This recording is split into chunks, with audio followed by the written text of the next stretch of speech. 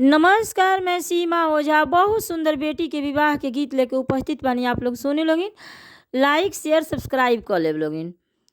बासावा के कोठी एक सुंदरी जनमेली सुंदरी धियावा हमर। बासावा के कोठी एक सुंदरी जनमेली सुंदरी धियावा हमर। सुंदरी धियावा चौका चढ़ी बैठेली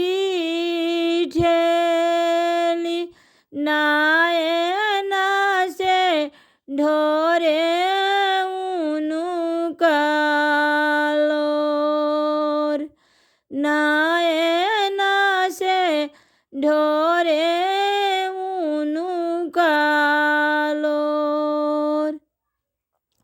किया तोरे बेटिया जन बाजन थोर आइल।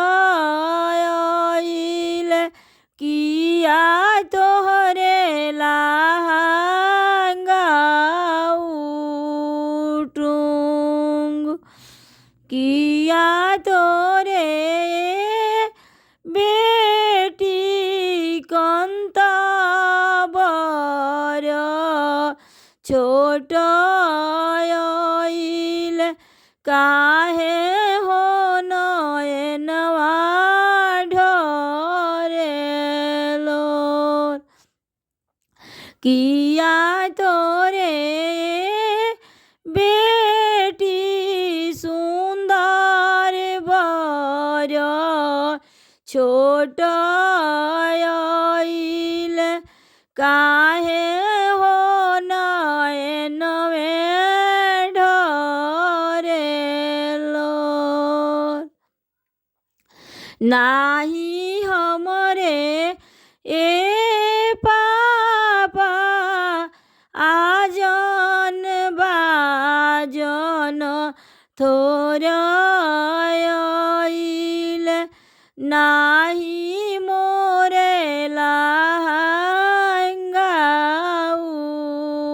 उटुंग।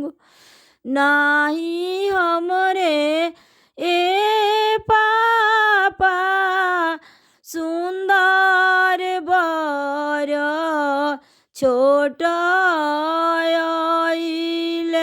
एही रे नयनवे ढोरेलोर। नाही हमरे ए बाबा कंत बर छोट आइल। एही रे नयनवे ढोरेलोर। रौरा ऐसन पापा दूर लब होई जइहन। दुर्लभ होई है आमा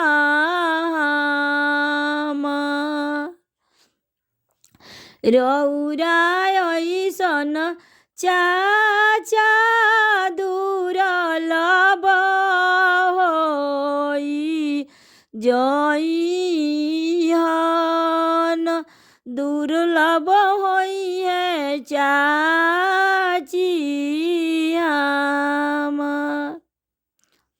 रौरा ऐसन भैया दुर्लभ होई जइहन।